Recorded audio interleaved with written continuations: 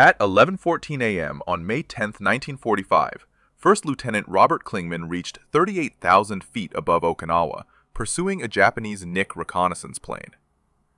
28 years old, he had flown 43 combat missions since arriving at Kadena Airfield 6 weeks earlier. His F4U Corsair was 3,000 feet above its service ceiling, where the air was thin enough to kill. The Japanese Kawasaki Ki-45 Nick could cruise at 35,000 feet, photographing American fleet positions for kamikaze strikes that had sunk 12 ships in the past week. Every reconnaissance flight meant another wave of suicide attacks. Every photograph meant more American sailors burning in oil-slicked water. The Nicks completed 2 full passes over the fleet before heading home. They flew too high for interception, too high for anti-aircraft fire. Untouchable. Marine Fighter Squadron 312 had lost 4 pilots to kamikaze attacks in April. The Japanese launched 1,400 kamikaze sorties during the Battle of Okinawa. 26 American ships went to the bottom. 368 more suffered damage. The reconnaissance flights made it possible. The Nicks photographed fleet positions, transmitted coordinates to strike coordinators, then disappeared into Japanese airspace before American fighters could climb high enough to intercept. Klingman and 3 other Corsair pilots had launched from Kadena at 9:40 a.m. on combat air patrol. Captain Kenneth Reuser led the flight. At 10:37, radar detected a bogey approaching from the north at 25,000 feet. The Nick. Reuser ordered the flight to climb. He ordered them to drop their belly tanks containing reserve fuel. He ordered them to fire off ammunition to reduce weight. Klingman fired 2,000 rounds into empty ocean. 687 pounds of weight disappeared in 30 seconds. The lightened Corsair climbed faster. Not fast enough. At 20,000 feet, 2 pilots experienced engine trouble in the thin air. Captain Jim Cox and Second Lieutenant Frank Watson reported rough running engines. Reuser ordered them back to normal patrol altitude over the fleet. The Nick completed its second reconnaissance pass. It turned north for home. Reuser and Klingman went to maximum emergency power. The Nick pulled away. Both pilots pushed their Corsairs beyond design limits. Cylinder head temperatures reached the red line and kept climbing. The engines could fail at any moment. At 36,000 feet, the Corsair's rated service ceiling, both aircraft kept climbing. 37,000, 38,000, 3,000 feet beyond what Chance Vought engineers promised. The air was thin as mountaintops. Control surfaces responded slowly. Any sharp turn would stall the aircraft. A stall at 38,000 feet meant an uncontrollable spin. No recovery, no bailout. Death. The 2 Corsairs closed the distance slowly. Reuser reached gun range first. He fired his remaining ammunition at the Nick. Bullets tore through the right engine nacelle. Flames erupted from the cowling. The Nick slowed but kept flying on one engine. Reuser's guns went empty. He moved aside. Klingman lined up his shot, 50 feet behind the Nick. The Japanese rear gunner swiveled his Type 98 machine gun toward the approaching Corsair. Bullets punched through Klingman's right wing. He ignored them. He pressed the trigger. Nothing happened. The guns had frozen solid at 38,000 feet. The extreme cold had locked the firing mechanisms. 2,000 rounds already gone to reduce weight. What remained was useless frozen metal. The Nick pulled away again, trailing smoke from the damaged engine, but still airborne. Still capable of transmitting reconnaissance data to Japanese commanders. Still capable of guiding tomorrow's kamikaze attacks against American destroyers and carriers. Klingman had climbed for 90 minutes. He had pushed his Corsair 3,000 feet beyond its design limits. He had one chance before the Nick escaped. Could Klingman stop this reconnaissance flight? Please hit the like button. It helps more viewers find this story. And subscribe. Back to 38,000 feet. He made his decision in seconds. He advanced throttle to maximum. He climbed above the Nick. He told Reuser his plan over the radio. 3 words. He would ram the Japanese aircraft with his propeller. At 38,000 feet, 3,000 feet above his aircraft's ceiling, where the air could barely support flight, he would use his Corsair as a weapon.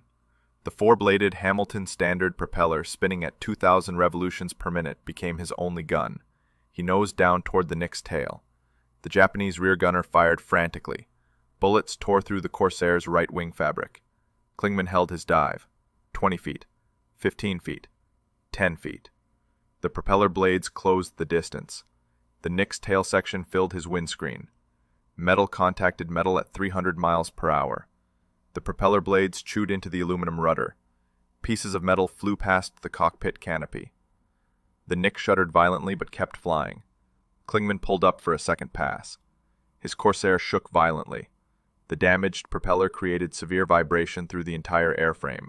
The cylinder head temperature climbed higher into the red zone. He had minutes before catastrophic engine failure. The Nick's gunner turned his weapon toward Reusser, who was flying alongside. Klingman dove again into the prop wash. This time the propeller tore through the rear cockpit canopy. The machine gun mount sheared off. The gunner and his weapon disappeared into the slipstream at 300 miles per hour. Still, the Nick flew level on its remaining engine. Klingman had 2 damaged propeller blades. His engine was overheating. He climbed for a third attack. Klingman's third dive came from directly above. He pushed the control stick forward. The Corsair nosed over into the Nick's tail section. The damaged propeller struck at the base of the vertical stabilizer. Metal shrieked. The entire tail assembly separated from the fuselage. The Nick pitched forward into an uncontrolled dive. Pieces of the aircraft tumbled through the sky. The fuselage spun as it fell toward the Pacific Ocean 15,000 feet below. No parachutes appeared. The crew went down with their reconnaissance photographs. The kamikaze coordinators would receive no intelligence from this flight. Klingman's Corsair immediately shook violently. The third impact had bent 2 propeller blades almost back to the engine cowling. 6 inches of the third blade had sheared off completely. The unbalanced propeller created catastrophic vibration. The control stick bucked in his hands. Metal groaned throughout the airframe. He could barely read his instruments. He cut power to idle. The vibration decreased slightly. He worked the rudder pedals carefully. At 36,000 feet, any sudden input would worsen his situation. He applied opposite rudder. The Corsair slowly stabilized. The nose came up. Level flight returned, but the aircraft handled like it had structural damage. The cylinder head temperature gauge showed maximum red. The oil pressure was dropping. The Pratt & Whitney R2800 engine had operated at maximum emergency power for nearly 2 hours at altitudes where it was never designed to function. Every component was stressed beyond specifications. Engine failure was imminent. Klingman turned south toward Kadena Airfield, 70 miles away. He reduced power further to prevent complete failure. The Corsair descended slowly through thin air. Reusser formed up on his wing. Neither pilot spoke on the radio. Both understood the situation. The damaged Corsair might not survive the flight home. At 20,000 feet, the fuel gauge read nearly empty. Klingman had burned fuel at maximum rate during the 90-minute climb in pursuit. He calculated remaining fuel. Maybe 20 minutes. Maybe less. The distance to Kadena required 15 minutes at his current power setting and descent rate. No margin for error. Black smoke began trailing from the engine cowling. Not fire. The thin smoke of burning oil. A seal had failed inside the engine. Oil leaked onto hot metal. Without lubrication, the engine would seize. The propeller would stop. A dead stick landing with a propeller that could barely turn. At 10,000 feet, Klingman saw Okinawa ahead. Kadena sat on the western coast. The runway stretched 3,600 feet, long enough for normal landings. Not long enough for emergency landings without engine power. Not with a damaged propeller creating unpredictable drag. He would have one attempt. Reusser radioed the tower. He reported Klingman's emergency. Crash crews rolled toward the runway. Fire trucks, ambulances. They positioned along the approach. Damaged propellers could tear engines from their mounts on landing. The engine could cartwheel through the cockpit. Several pilots had died that way. At 5,000 feet, the engine coughed. The fuel gauge touched empty. Klingman switched to reserve tank. Nothing. He had burned reserves during the climb. The engine coughed again. Black smoke poured from the cowling. The propeller began windmilling as power dropped. 3 miles from the runway. He adjusted his glide path. The damaged propeller created drag he could not predict.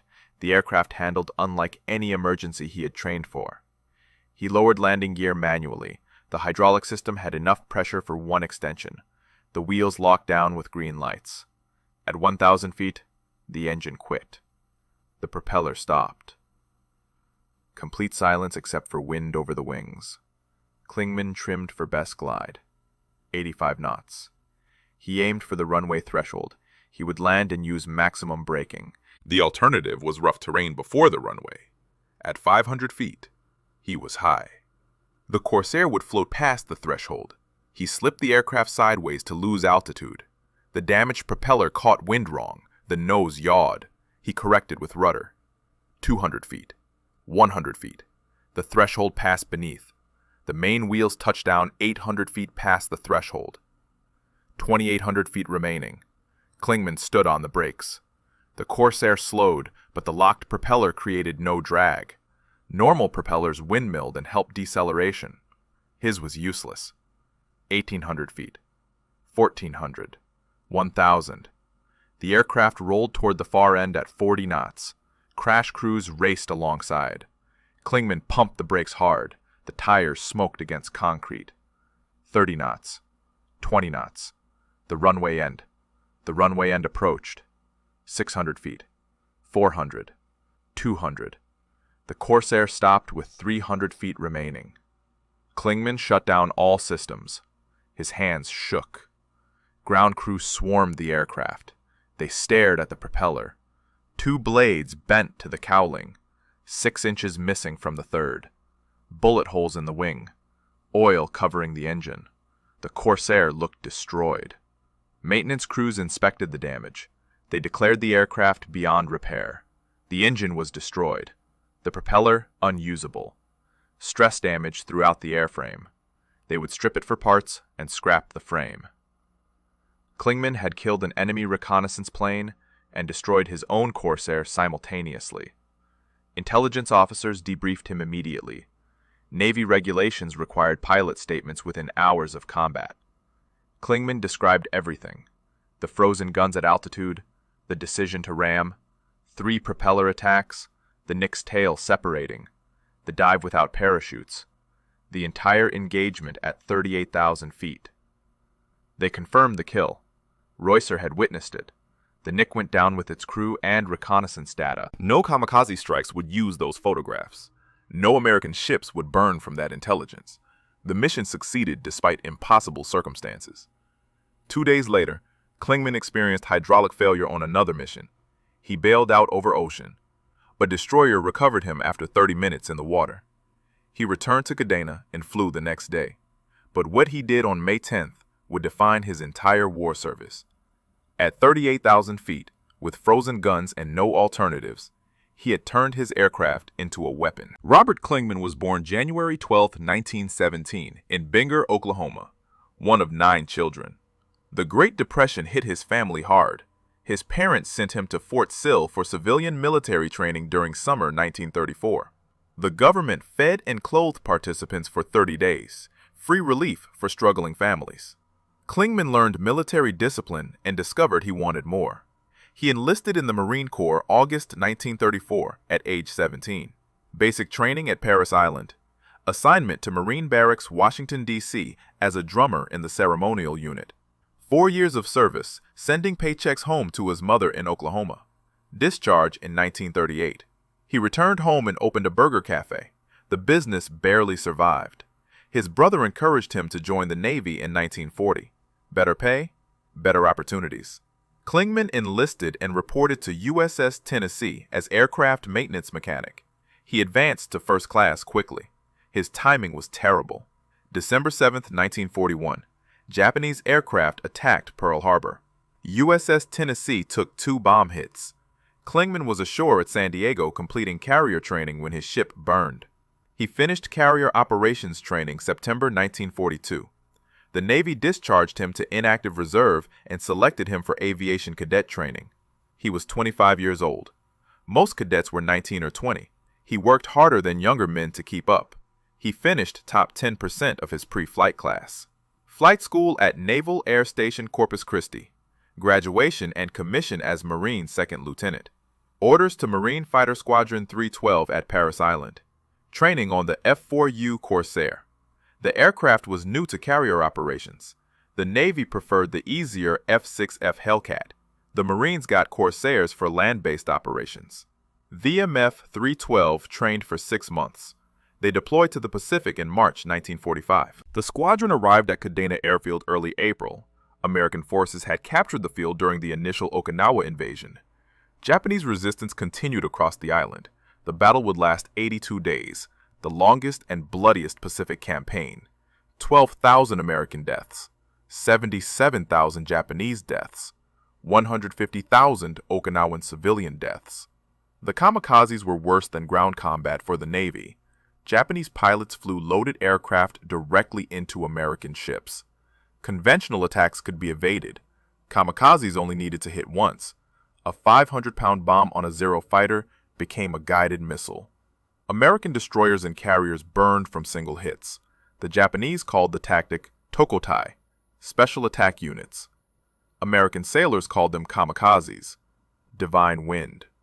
Between April 1st and June 22nd, Japan launched 1,900 individual kamikaze sorties against American ships off Okinawa. They sank 36 ships. They damaged 368 more. 5,000 American sailors died. 4,600 were wounded. The reconnaissance flights enabled the kamikazes. Japanese Nick aircraft flew above American fighter altitude. They photographed fleet positions twice daily, morning and afternoon passes. The photographs went to Tokotai coordinators who assigned specific targets to specific pilots. Destroyer DD-724 at these coordinates, carrier CV-16 at those coordinates. The kamikazes launched with precise navigation data. American fighters could not stop the reconnaissance flights. F-6F Hellcats had service ceilings of 38,000 feet, but could not maintain combat capability that high. F4U Corsairs were rated to 36,000 feet. Both aircraft could barely climb to intercept altitude before the Nicks completed their passes and departed. The Japanese flew with impunity. VMF-312 lost 4 pilots to kamikazes in April. Not direct hits. The squadron operated from Kadena, but kamikaze attacks disrupted operations constantly. Japanese aircraft attacked the airfield. American fighters scrambled to intercept. Some pilots never returned. The kamikazes killed Americans on land and at sea. Klingman flew his first combat mission April 8th. Combat air patrol over the fleet. No contact with enemy aircraft. His second mission, April 10th, intercepting a kamikaze attack. He shot down 1-0. His third mission, April 14th, ground support for Marines fighting in southern Okinawa. He fired rockets at Japanese positions. Standard missions, nothing unusual. By May 10th, he had flown 43 combat missions in 32 days, 1 mission per day average, sometimes 2 missions daily when the tempo increased. He had 3 confirmed kills, 2 zeros, 1 reconnaissance aircraft that flew too low. The standard targets, nothing like what he would face that morning. The mission brief at 0830 was routine. 4-ship combat air patrol. Altitude, 13,000 feet. Station, 10 miles north of Kadena. Standard intercept position. Captain Reusser would lead, Klingman as wingman. 2 additional Corsairs for backup. They expected normal patrol, maybe intercept a kamikaze, maybe return without contact. Nobody mentioned the high-altitude Nick problem. The radar operators detected the bogey at 1037. Altitude, 25,000 feet. Heading south. Speed, 220 knots. A Nick on reconnaissance. Reusser made the decision immediately. They would intercept. They would climb beyond normal altitude. They would stop this reconnaissance flight. The next kamikaze wave depended on it. What happened when 4 Corsairs pushed beyond their limits to catch 1 Nick? Would the extreme altitude kill them before they reached the enemy? At 38,000 feet, where engines failed and controls froze, could American pilots stop Japanese reconnaissance? The answer would determine how many ships burned tomorrow. Reusser ordered immediate climb. All 4 Corsairs pushed throttles forward and pulled up from 13,000 feet. The F4U was designed for this. Maximum power, full throttle. The Pratt & Whitney R2800 engines roared, 18 cylinders per engine, 2,000 horsepower each. The Corsairs climbed at 4,000 feet per minute initially. At 15,000 feet, Reusser ordered them to drop external fuel tanks. The belly tanks held fuel for extended range missions. They also created drag. 8 pilots reached for tank release handles. 4 tanks fell away and tumbled toward the ocean. The Corsairs immediately climbed faster without the weight and drag. At 18,000 feet, Reusser gave the next order. Fire off ammunition to reduce weight. Klingman pressed his trigger. 6 Browning M2 machine guns fired simultaneously, 3 in each wing. 50 caliber rounds at 800 rounds per minute per gun. He held the trigger for 40 seconds. 2,000 rounds disappeared into empty ocean. 687 pounds gone. The other 3 pilots did the same. 12,000 rounds fired into the Pacific in 2 minutes. The ammunition was insurance against enemy fighters, but the Nick was not a fighter. It was a reconnaissance aircraft, lightly armed. The Americans needed altitude more than ammunition. They needed to catch the Nick before it completed its mission and escaped. At 20,000 feet, the air grew thin. The engines worked harder to maintain power. Superchargers compressed the thin air before forcing it into cylinders. The system was designed for this altitude, but it consumed more fuel. The Corsairs had dropped their reserve tanks. They were operating on internal fuel only. Maybe 90 minutes of flight time remained at this power setting. Captain Jim Cox reported engine trouble. His Corsair was running rough, cylinder head temperature climbing, oil pressure fluctuating. The extreme altitude was stressing his engine beyond normal limits. Second Lieutenant Frank Watson reported similar problems moments later. Both pilots were at 22,000 feet, still 8,000 feet below the Nick. Reusser made the decision. He ordered Cox and Watson back to normal patrol altitude over the fleet. 2 Corsairs would continue the pursuit, Reusser and Klingman. The Nick was completing its second pass over American ships. It turned north for home. The window was closing. They had minutes to intercept or the reconnaissance data would reach Japanese commanders. Reusser and Klingman went to maximum emergency power, beyond normal maximum. The throttles had a wire safety that prevented advancement past normal maximum thrust. Both pilots broke the wire and pushed past it. Emergency war power. The engines could sustain this for 5 minutes before damage occurred. Maybe 10 minutes, maybe less. They would need more than 10 minutes. The cylinder head temperature gauges climbed into red zones. The oil temperature gauges followed. Every bearing in the engines was operating beyond design specifications. Every piston was cycling faster than Pratt & Whitney engineers intended. The superchargers screamed as they compressed increasingly thin air. The engines could fail at any moment. At 25,000 feet they saw the Nick, a dark speck against blue sky, 4 miles ahead, climbing. The Nick crew had spotted the pursuing Corsairs. They were running for Japanese airspace at maximum speed. The Kawasaki Ki-45 had 2 Mitsubishi HA-102 engines, 1,080 horsepower each. Less than the Corsairs, but the Nick was designed for high altitude. Its service ceiling was 32,800 feet. The Corsairs were rated to 36,000, but that was theoretical. In practice, the Corsair struggled above 30,000. At 30,000 feet, both pilots felt the controls go soft. The air was too thin to provide normal aerodynamic force. The control surfaces responded slowly. A sharp turn would stall the aircraft. A stall would become an uncontrollable spin. Recovery would be impossible. They had to maintain smooth control inputs. No sudden movements, no panic. The Nick climbed to 35,000 feet. Reusser and Klingman followed. Their engines were past the 10-minute mark on emergency war power. 15 minutes. 20 minutes. The cylinder head temperatures stayed buried in the red. The oil pressure gauges fluctuated. Something would break. It was a question of when, not if. At 36,000 feet, they reached the Corsair's rated service ceiling. The Nick was still climbing. 37,000 feet. The Corsairs followed. The engines were screaming. Metal was stressed beyond any test flight specifications.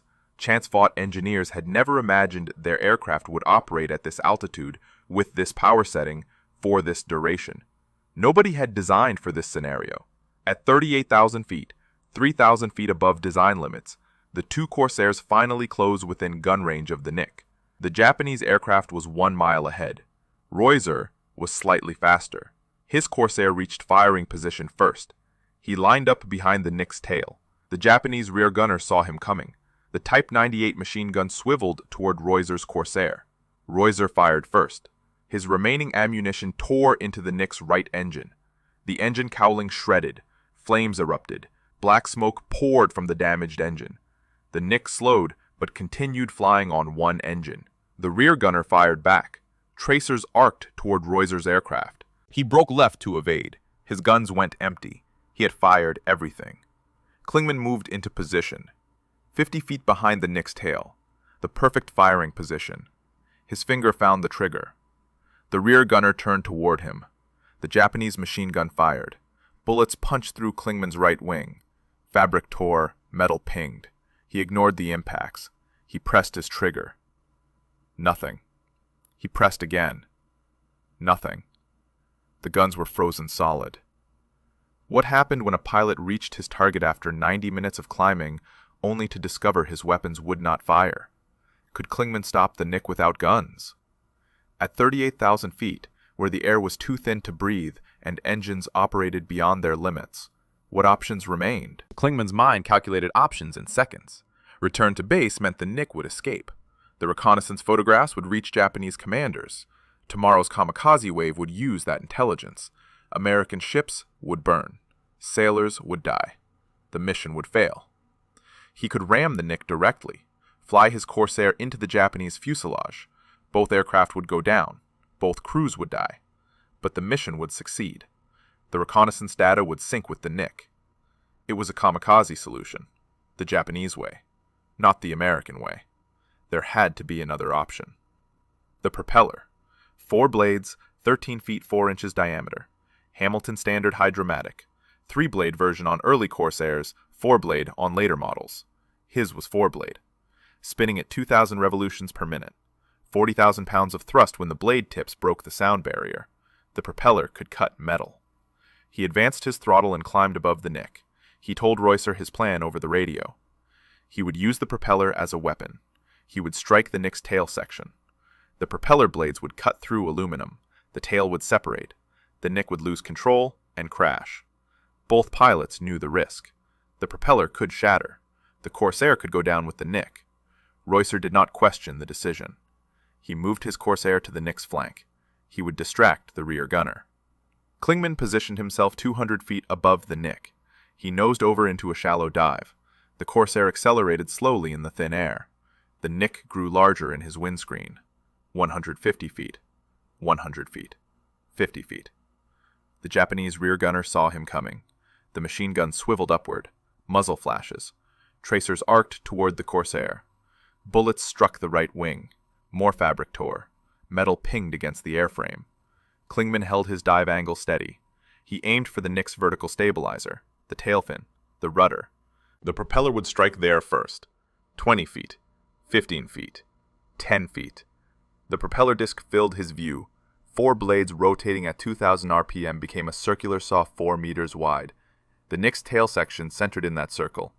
Metal contacted metal at closing speed of 50 knots. The sound was catastrophic. Grinding, shrieking, tearing. The propeller blades hit the rudder and chewed through aluminum skin. Pieces of metal flew in all directions. Some struck the Corsair's windscreen. Spider cracks appeared in the glass. The Nick shuddered violently from the impact, but it kept flying. The rudder was damaged but not destroyed. The tail section remained attached. Klingman had not hit hard enough.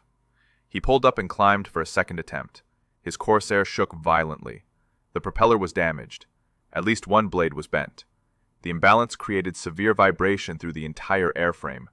The control stick bucked in his hands. His instrument panel blurred. He could barely read the gauges. The cylinder head temperature had climbed even higher. The engine was destroying itself.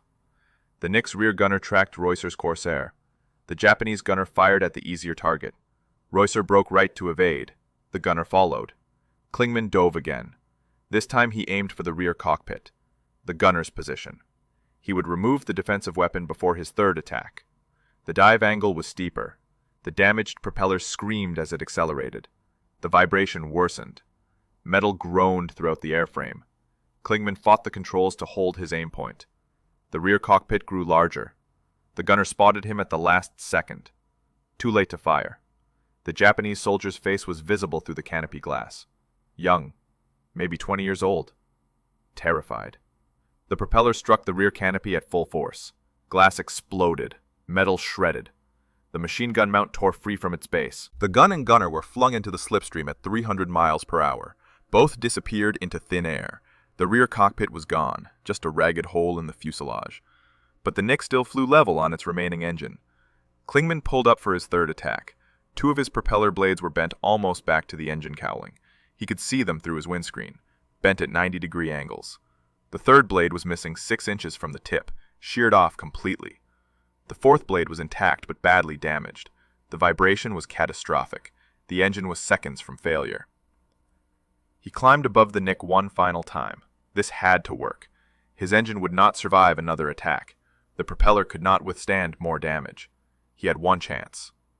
He positioned himself directly above the Nick's tail section. He nosed over into a vertical dive. Maximum speed. The damaged propeller howled. The Nick's pilot attempted evasive maneuvers. Too late. Too slow. The Corsair came straight down. The propeller struck the tail section at its base, at the fuselage junction, where the tail attached to the main body, the weakest structural point. Metal shrieked. Aluminum tore. The entire tail assembly separated. The Nick pitched forward immediately. No tail meant no control. The aircraft tumbled. Pieces broke away. The fuselage spun. It fell toward the Pacific 15,000 feet below. No parachutes appeared. The pilot and remaining crew went down with their reconnaissance data. The photographs would never reach Japanese commanders. But Klingman's Corsair entered its own violent spin. The third impact had destroyed the propeller completely. The engine was failing. The airframe was damaged beyond limits.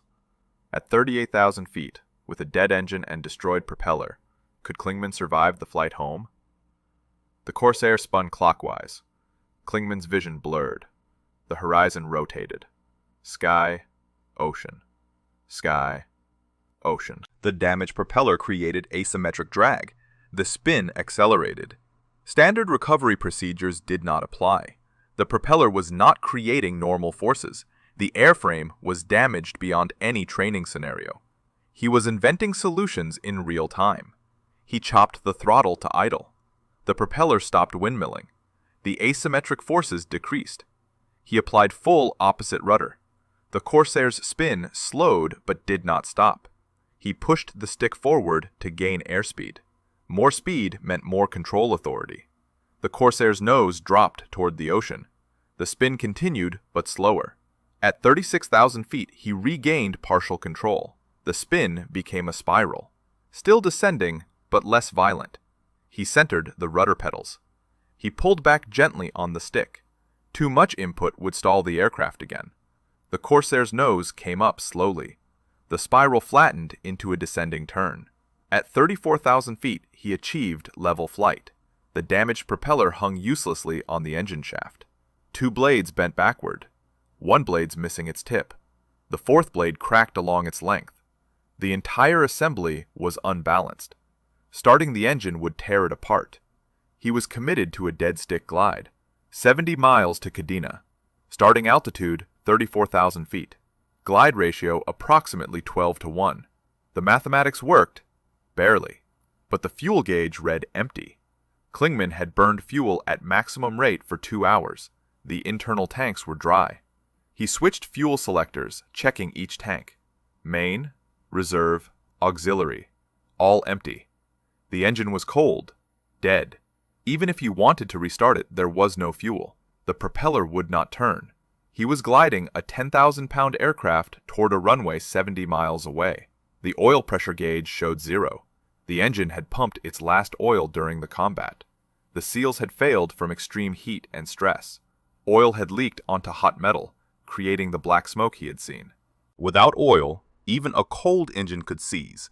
The propeller shaft might lock, but it did not matter. The propeller was destroyed. The engine would never run again. Reusser formed up on Klingman's wing. His Corsair was undamaged. His engine ran smoothly. He had fuel. He could escort Klingman all the way to Kadena. Or he could return to base immediately to report the kill. Regulations required immediate confirmation of aerial victories. But Reusser stayed. He would not leave his wingman. At 20,000 feet, Klingman calculated his glide path. He needed to reach Kadena with at least 1,000 feet of altitude, enough height to maneuver into the landing pattern. If he arrived too low, he would crash short of the runway. If he arrived too high, He could circle to lose altitude, but circling without power was dangerous. One miscalculation meant death. The wind was from the east at 15 knots. It would push him west during descent. He adjusted his heading to compensate. The wind would help him once he turned final approach. A headwind reduced ground speed during landing. That helped, but it also reduced his glide range. The calculations were complex. He estimated constantly. At 15,000 feet, he saw Okinawa. The island was brown and green. Kadena sat on the western coast. The runway was visible, a thin gray line against darker terrain. 3,600 feet long, 150 feet wide. Plenty of room for a normal landing. Not enough room for an emergency without power. Not with a destroyed propeller creating unpredictable drag. Reiser broke radio silence. He transmitted to Kadena Tower. Emergency inbound. 1 Corsair. No engine power. Damaged propeller. Request priority landing. Clear the runway. Position emergency equipment. The tower acknowledged. Crash crews scrambled. Fire trucks rolled from their stations. Ambulances started engines. Medical personnel grabbed equipment. Everyone prepared for the worst. At 10,000 feet, Klingman lowered his landing gear. The hydraulic system had residual pressure. 1 gear extension was possible. Maybe. He pulled the gear handle. Nothing happened. He pulled again. The nose gear dropped and locked. Green light. The right main gear dropped. Green light.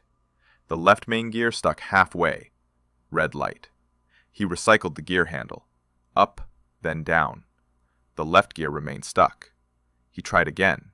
Still stuck. The hydraulic pressure was too low for full extension. He was landing on 2 wheels and whatever the left gear could provide. The Corsair would pull left on touchdown. He would need full right rudder to keep it straight. If the left gear collapsed, the wing would hit first. The aircraft would cartwheel. At 5,000 feet, his glide path looked good. He would reach the runway threshold with altitude to spare. Maybe 500 feet. Enough to maneuver. But the stuck left gear changed everything. He needed a perfect approach angle. Too steep, and the impact would collapse the gear. Too shallow, and he would float long and run off the far end. The wind shifted, now from the northeast at 20 knots. Stronger. The increased headwind reduced his glide range. His altitude advantage disappeared. He recalculated. He would reach the threshold at 200 feet. Maybe. The margin was gone. 1 updraft would save him. 1 downdraft would kill him. At 2,000 feet, he was 3 miles from the runway. The approach angle was critical. He could see crash trucks positioned along the runway. Fire trucks, ambulances, dozens of personnel watching. Everyone knew what happened when aircraft landed with damaged gear. The Corsair could cartwheel at 100 knots. Metal and fuel and ammunition would scatter across half a mile. Pilots rarely survived. At 1,000 feet, he was 1 mile out. The runway threshold was visible. He aligned with the center line. The Corsair descended steadily. The air was smooth. No turbulence. No wind shear. Perfect conditions. But the stuck left gear remained red. 500 feet. Half a mile. The threshold approached. He had 1 chance. Would the left gear hold? The runway threshold passed beneath at 150 feet. Klingman held his glide at 85 knots. The Corsair descended toward concrete. 100 feet. 75. 50. The damaged left gear showed red. It could collapse on impact. At 20 feet, he flared slightly. The nose came up. Airspeed bled off. The nose gear touched first. Gentle contact. The right main gear touched. Solid. The left main gear hit last. The red light stayed red, but the gear held. All 3 wheels on concrete. Klingman stood on the brakes. No engine thrust. No propeller drag. Just friction. The Corsair slowed from 70 knots. The runway end approached. 2,800 feet remaining. 2,400. 2,000. He pumped the brakes harder. The tires smoked against concrete. 40 knots. 30. 20. Crash crews raced alongside. 1,000 feet remaining. 800. 600. The Corsair slowed to 15 knots. 10. It stopped with 320 feet of runway remaining. Klingman shut down electrical systems. His hands shook. 2 hours of flying beyond every limit. He was alive. Ground crew swarmed the aircraft. They stared at the propeller. 2 blades bent to the cowling. 6 inches missing from the third. The fourth cracked and twisted. Bullet holes in the wing. Oil covering the engine. The Corsair looked destroyed. The maintenance chief examined the damage. Master Sergeant, 22 years in the Marines. He had seen damaged aircraft from Guadalcanal to Iwo Jima. He walked around the Corsair twice. He checked the engine, the propeller, the wing structure, the landing gear. His conclusion was immediate. Total loss. The engine was destroyed. Bearings seized. Cylinders scored. 2 hours at maximum emergency power at impossible altitudes. Every component stressed beyond specifications. Rebuilding was impossible. The propeller was destroyed. All 4 blades damaged beyond repair. The hub cracked. The airframe had stress damage throughout. The aircraft would never fly again. They would strip it for parts, instruments, radios. Anything undamaged would be salvaged. The rest would be scrapped. The Corsair that killed the Nick would cease to exist within days. But Klingman had accomplished his mission. 1 enemy reconnaissance aircraft destroyed. 1 set of kamikaze photographs prevented. Intelligence officers arrived within minutes. Navy regulations required pilot statements within 6 hours of combat. The information was time-sensitive. Other units needed to know the Nick's capabilities. Other pilots needed to know the propeller technique. Klingman described everything. The climb to 38,000 feet, the frozen guns, 3 propeller attacks, the Nick's tail separating, no parachutes, the crew going down with their data. The officers asked specific questions. What altitude did guns freeze? 38,000 feet. Air temperature? -40 Fahrenheit. Nick's maximum speed? 220 knots. Defensive armament? 1 Type 98 machine gun. Crew size? 2 confirmed, pilot and gunner. They confirmed Reusser's witness statement matched Klingman's report. The kill was official. 1 Kawasaki Ki-45 Nick destroyed. No survivors, no reconnaissance data transmitted. Mission success. Klingman's 3rd confirmed kill. His first using a propeller as weapon. The squadron commander recommended him for the Navy Cross, 2nd highest military decoration. The citation would describe the frozen guns, the propeller attacks, the extreme altitude, the risk, the prevention of reconnaissance data reaching the enemy, the probable prevention of kamikaze strikes. But Klingman needed rest first. 2 hours 20 minutes in the air, stress beyond normal combat. The flight surgeon examined him. Blood pressure elevated, heart rate elevated, mild dehydration, minor frostbite on fingers from extreme altitude cold. Nothing serious. He would fly again in 2 days. May 12th. Klingman flew another combat mission. Routine patrol, no contact. But his Corsair developed hydraulic failure. Landing gear would not extend. He bailed out at 5,000 feet over ocean. A destroyer recovered him after 30 minutes in the water. He returned to Kadena wet and cold, but uninjured. He flew the next day. The war continued. VMF-312 flew daily missions through June. Ground support, combat air patrol, intercepting kamikazes. Klingman accumulated more missions, more flight hours. By June 22nd, when Okinawa was declared secure, he had flown 78 combat missions.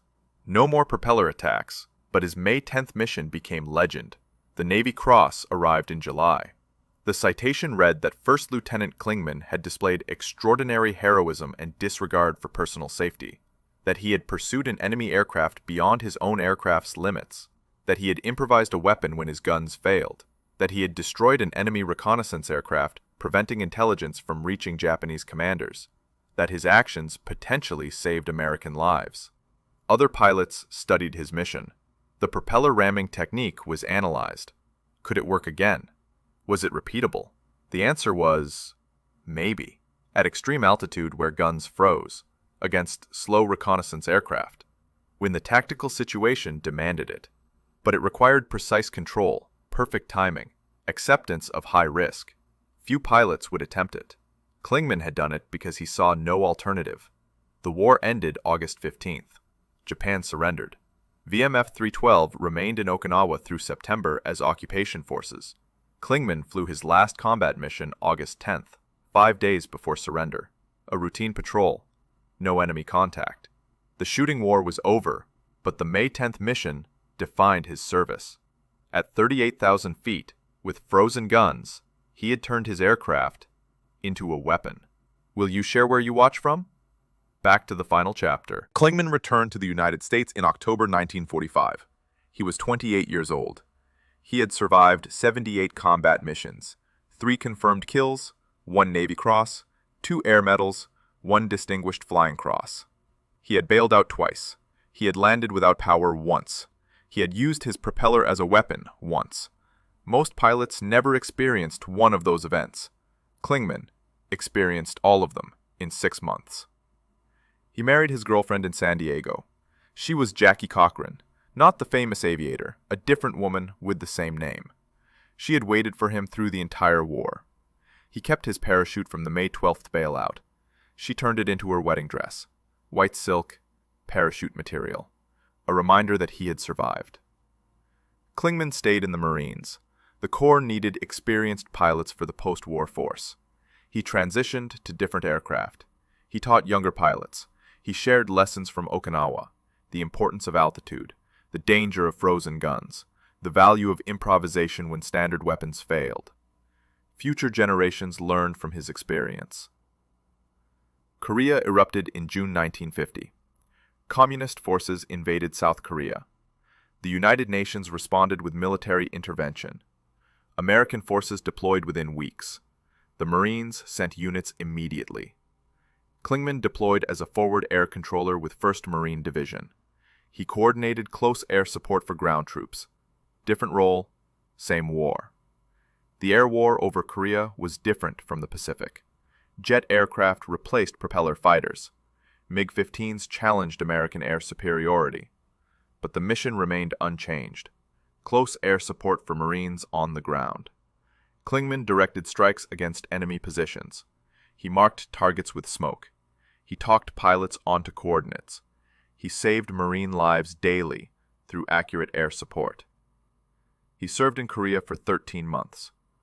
Forward air controller was dangerous work. Close to front lines. Exposed to enemy fire. Directing strikes within meters of friendly positions. One mistake meant American casualties. Klingman made no mistakes. The Marines he supported survived. He received another Air Medal for his Korea service. He returned to the United States in 1952. He continued serving through the 1950s and early 1960s. He trained more pilots. He passed on more lessons. He rose to lieutenant colonel. 32 years of service, 1934 to 1966, from enlisted drummer to field-grade officer, from the Depression to the Cold War. His career spanned American military history. Retirement came in 1966. He was 49 years old. He moved to Hawaii with his wife. They settled in Kihei, Maui. He earned his private pilot license. Despite everything that happened during the war, he still loved flying. He flew small civilian aircraft around the Hawaiian Islands. He never lost the passion. He rarely spoke about May 10, 1945. His family knew the basic story. Propeller attack at high altitude. Navy Cross. But he did not elaborate. He did not seek attention. Most combat veterans were the same. They had done what the mission required. Nothing more. They moved forward with their lives. The story became known through military historians, through squadron records, through Rooser's witness statements, through Navy Cross citations. The details emerged slowly over decades. Other pilots learned about it. Aviation enthusiasts studied it. Military analysts examined it. The propeller ramming technique became part of naval aviation history. Robert Klingman died July 6, 2004 in Kihei, Hawaii. He was 87 years old. Complications from a stroke. His wife survived him. His children survived him. His grandchildren survived him. He left behind a legacy that extended beyond one mission. 32 years of service. Hundreds of lives saved through his air support work. Countless pilots trained. A lifetime of dedication. He was buried at Arlington National Cemetery. Section 60. Full military honors. Flag-draped coffin. Marine Honor Guard. Rifle salute. Taps. The ceremony recognized his entire service, not just May 10, 1945. Everything. His grave marker lists his decorations: Navy Cross, Distinguished Flying Cross, Air Medal with Gold Star. The facts. The Marine Corps way. But the May 10th mission stands alone in aviation history. No other pilot deliberately used a propeller as a weapon at extreme altitude and survived. Others rammed enemy aircraft, but those were full aircraft collisions, suicide attacks, or desperate measures. Klingman used his propeller as precision instrument. 3 calculated strikes. He survived. He flew home. He landed safely. He lived another 59 years. The mission proved several things. American pilots would push beyond any limit to complete objectives. Aircraft could operate beyond design specifications when required. Improvisation worked when standard tactics failed. One determined pilot could prevent reconnaissance that would cost American lives. The NIC never transmitted its photographs. The kamikaze coordinators never received that intelligence. American ships survived another day. If this story moved you the way it moved us, do me a favor. Hit that like button. Every single like tells YouTube to show this story to more people who need to hear it. Hit subscribe and turn on notifications. We are rescuing forgotten stories from World War II every single day. Real missions, real courage, real history that deserves to be remembered. Drop a comment right now and tell us where you are watching from. Are you watching from the United States, Australia, Canada? Our community stretches across the entire world. You are not just a viewer. You are part of preserving these histories for future generations. Tell us your location. Did someone in your family serve in World War II? A grandfather who flew fighters? A great uncle who fought in the Pacific? A grandmother who worked in factories? Share their story in the comments. Let the world know they mattered. Thank you for watching. And thank you for making sure Robert Klingman and thousands of others like him are not forgotten. These veterans gave everything. The least we can do is remember their names and tell their stories. You are helping make that happen.